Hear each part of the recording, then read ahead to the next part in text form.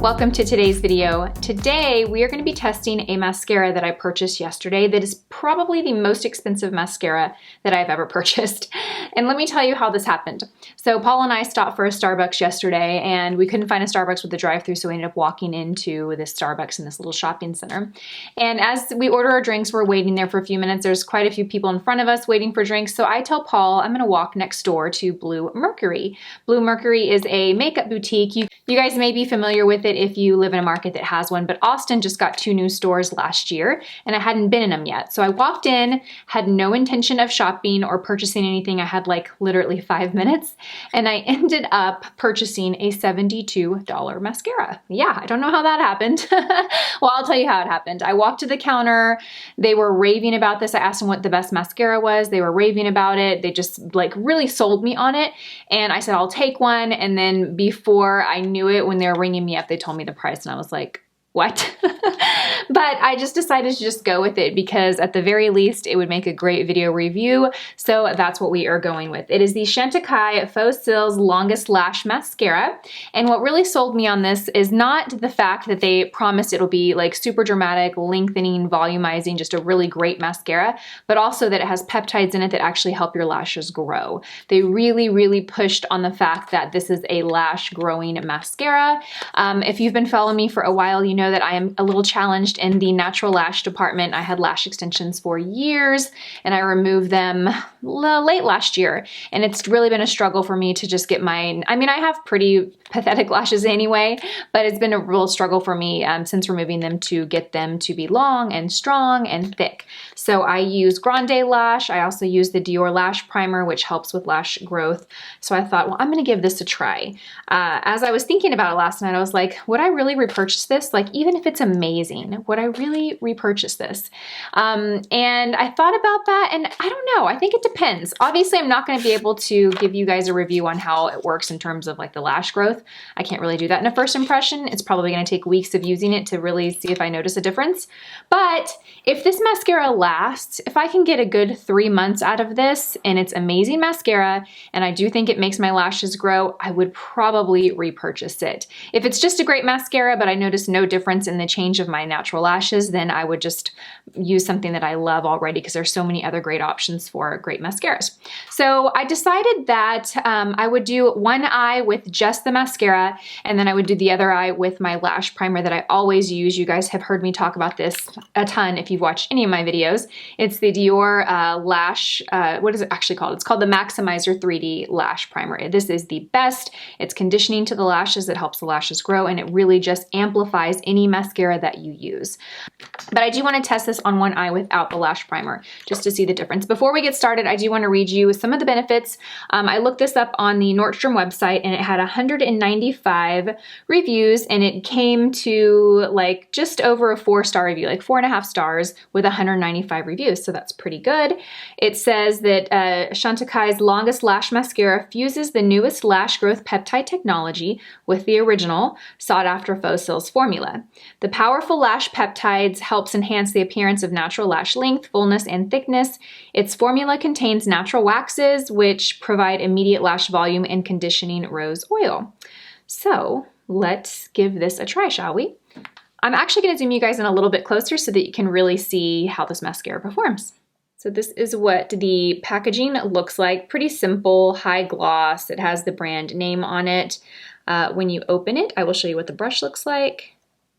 This is what the brush looks like. Looks pretty standard. It doesn't have a very unique looking brush. It looks kind of like your standard traditional mascara wand. All right, let's give this a try. I'm so excited. I do have a video that I will link down below for you guys on tips to get the most volume and length from your lashes. It's a certain way that I apply my mascara and I just kind of talk you through that. Basically what I do is I close my eye and I wiggle the wand back and forth at the root of the lash and then pull it up. Okay, so that's some good volume. That looks good. And that was with like one kind of quick application. It's doing a nice job of separating the lash. I don't feel like it's clumping the lashes at all. It also kind of fans them out. I do like the look that it is giving my lashes. Ooh, that's nice. Okay, so I do really like the performance of the mascara on its own. It's lengthening, it's volumizing, it's not clumping, and it also separates and kind of fans out the lash. It's easy to get that really nice, like full fanned out lash look. I like that, very good. It's also easy to build upon. Okay, that's really nice. That's a really nice mascara. Okay, for kicks, I have to try it with my lash primer just because I cannot wait another day to test this. So on the left eye, I'll be applying the Dior Maximizer. I absolutely love this primer. I've used it for years. It is pretty remarkable. Okay. Now I find that the best way to apply your mascara with this product is to apply it before it has time to dry. You want to make sure the primer is still wet when you go to apply the mascara.